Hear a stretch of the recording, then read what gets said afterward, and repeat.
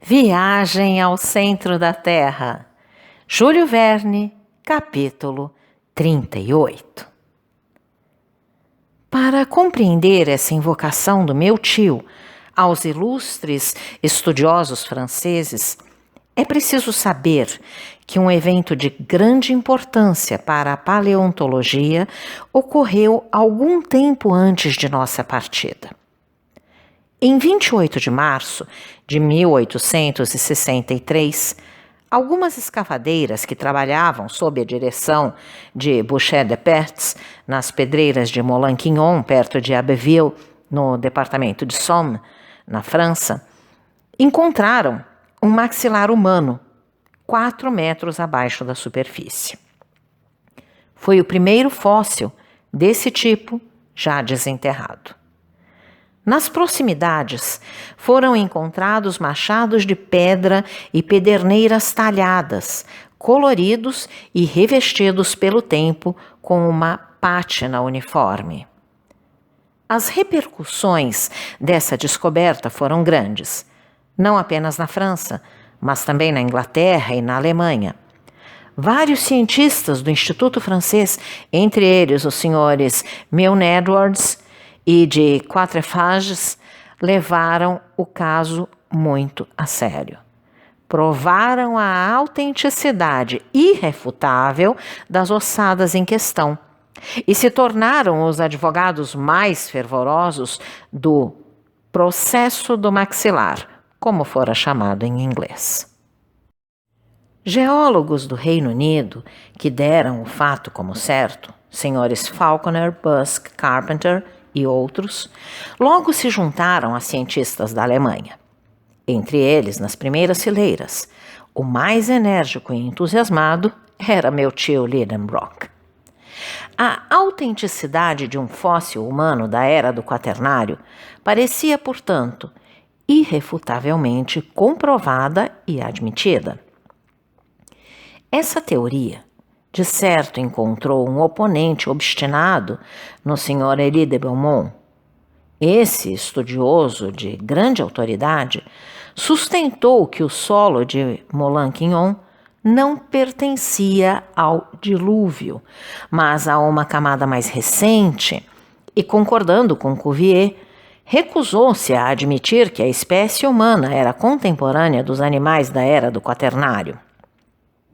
Meu tio Lidenbrock, em acordo com a maioria dos geólogos, manteve-se firme, argumentou e brigou, fazendo o Sr. Elie de Beaumont ficar quase sozinho na disputa. Conhecíamos todos os detalhes desse caso, mas não tínhamos consciência de que, desde nossa partida, a questão havia progredido mais. Outros maxilares idênticos, embora pertencessem a indivíduos de vários tipos e nações diferentes, foram encontrados no solo cinzento e movediço de certas cavernas da França, Suíça, Bélgica, junto com armas, utensílios, ferramentas e ossadas de crianças, adolescentes, adultos e velhos. A existência do homem quaternário, portanto, era cada vez mais confirmada ao passar dos dias. E isso não era tudo. Novos restos exumados do solo do Plioceno terciário permitiam aos geólogos mais ousados atribuir uma idade ainda maior à raça humana. Esses restos, a bem da verdade, não eram ossos humanos, mas produtos de sua manufatura que carregavam as marcas do trabalho do homem, como as tíbias e fêmures de animais fósseis, com sulcos regulares, isto é, esculpidos. Assim, com um salto, o homem voltou à escala do tempo por muitos séculos. Ele precedia o mastodonte, era contemporâneo do Elephas meridionalis e viveu há cerca de 100.000 anos, data que os geólogos mais famosos dão para a formação do solo do Plioceno. Tal era o estado da ciência paleontológica e o que sabíamos era suficiente para explicar nossa atitude em relação a esse cemitério no mar Lidenbrock. Logo, é fácil entender o espanto e a alegria do meu tio quando, 20 metros adiante, viu-se na presença, pode-se dizer cara a cara, de um espécime do homem quaternário. Era um corpo humano perfeitamente reconhecível. Algum tipo especial de solo, como o do cemitério de São Miguel, em Bordeaux, preservara-o assim ao longo dos séculos? Não sei dizer. Mas esse cadáver, com sua pele firme e semelhante a um pergaminho, membros ainda macios, pelo menos à vista, dentes intactos, cabelos abundantes e unhas assustadoramente compridas nos dedos das mãos e dos pés, apresentou-se aos nossos olhos, tal como vivera. Fiquei sem palavras quando deparei-me com essa aparição de outra era. Meu tio, geralmente um orador loquaz e impetuoso, também ficou em silêncio. Nós levantamos o corpo e o endireitamos. Ele olhou para nós com as órbitas vazias. Tocamos em seu torso ressonante. Após alguns momentos de silêncio, meu tio foi dominado novamente pelo Professor Otto Lidenbrock, que, levado por seu temperamento, esquecera as circunstâncias de nossa jornada, o local onde estávamos e a enorme caverna que nos cercava. Certamente, achou que estava no Joanneum, lecionando para seus alunos, pois assumiu uma voz instruída e dirigiu-se a um público imaginário. Senhores, disse ele, tenho a honra de apresentar-lhes um homem do período quaternário. Eminentes estudiosos negaram sua existência. Outros, não menos eminentes, a afirmaram. Os São Tomés da paleontologia, se aqui estivessem, o tocariam com os dedos e seriam forçados a reconhecer o seu erro. Estou perfeitamente ciente de que a ciência deve tomar cuidado com descobertas desse tipo. Sei que Barnum e outros charlatães da mesma espécie exploraram os homens fósseis. Conheço a história da rótula de Ajax, do suposto cadáver de Orestes, encontrado pelos espartanos, e do corpo de Astérios, de 10 côvados de comprimento, mencionado por Pausanias. Li os relatórios sobre o esqueleto de Trapani, descoberto no século XIV e identificado na época como o de Polifemo, e a história do gigante desenterrado no século XVI, perto de Palermo. Vocês conhecem tão bem quanto eu, senhores, a análise de ossos enormes realizada em Lucerna em 1577, os quais o famoso Dr. Felix Platter declarou pertencerem a um gigante de 19 pés de altura.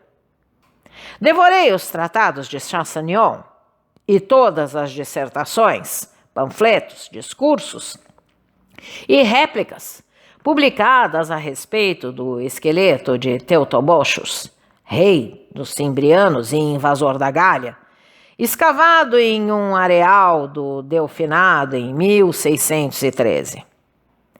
No século XVIII, eu teria combatido, ao lado de Pierre Campet, a existência dos pré-adamitas de Chaucer. Nas minhas mãos, tive um texto chamado Gigans.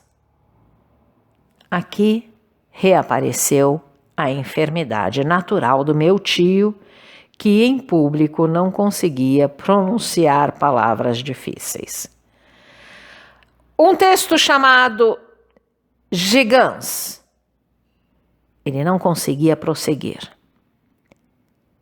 Giganteu. Impossível. A infeliz palavra não queria sair. Todos estariam rindo na Joanan. Gigantosteologia! O professor finalmente conseguiu dizer entre dois palavrões. Em seguida, ele continuou com energia e ânimos renovados. Sim, senhores, conheço todas essas coisas. Sei também que Cuvier e Blumenbach reconheceram nessas ossadas os ossos simples de mamutes e outros animais do período quaternário. Mas, neste caso, a dúvida seria um insulto à ciência. O cadáver está aqui. Você pode ver, tocar. Não é um esqueleto.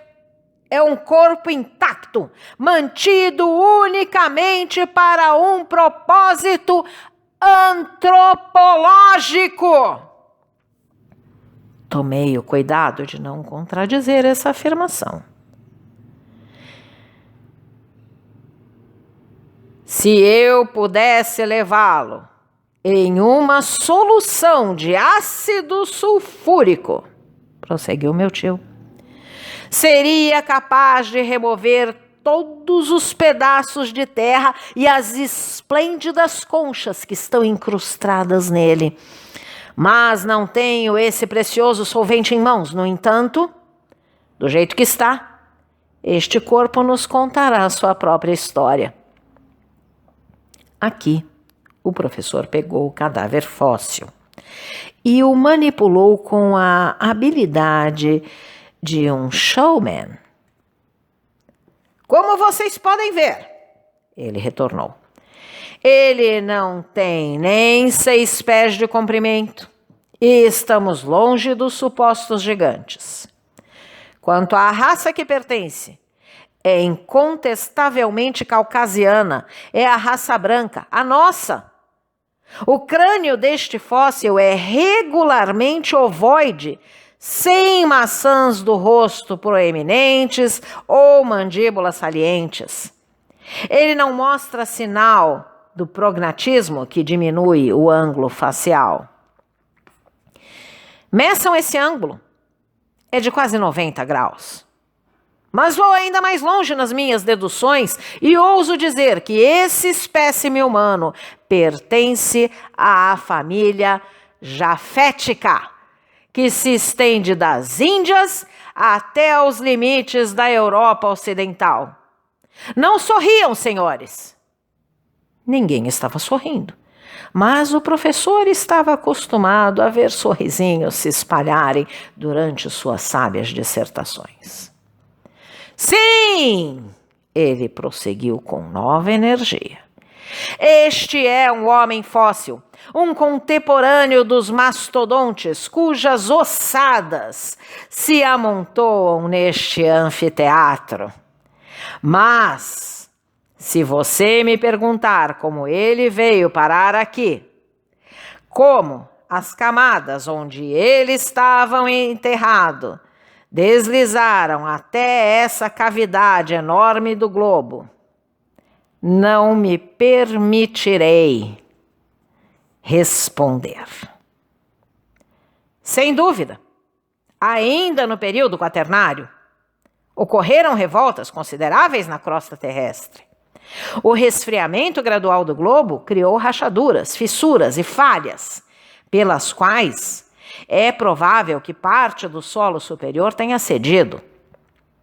Não quero fazer afirmações, mas, afinal de contas, o homem está aqui, cercado pelo trabalho de suas mãos, as machadinhas e pederneiras que tornaram possível a idade da pedra. E ao menos que ele tenha vindo aqui como turista, como pioneiro da ciência, não posso duvidar da autenticidade de sua origem antiga. O professor ficou em silêncio. E eu lhe dediquei aplausos unânimes. De qualquer modo, meu tio estava certo. e homens mais instruídos que seu sobrinho teriam problemas para combater os seus argumentos.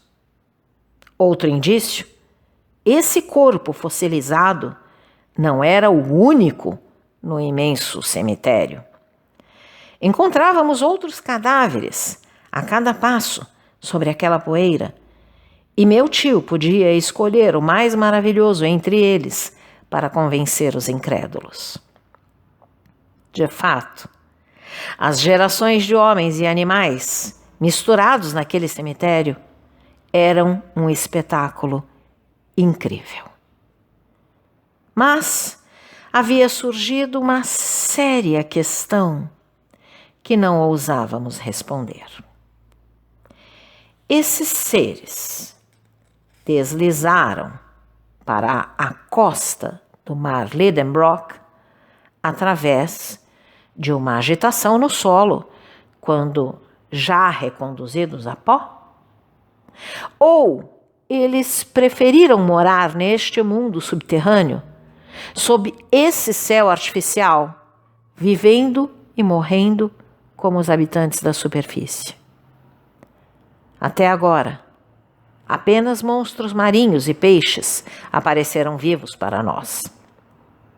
Será que algum homem do abismo ainda perambulava por estas praias desertas? Então, caro audioleitor, se você gostou deste conteúdo, deixe seu like e inscreva-se no canal, ativando o sininho para ser notificado dos próximos vídeos, com os próximos capítulos deste e de outros livros que estarei publicando. Um grande abraço e até a próxima!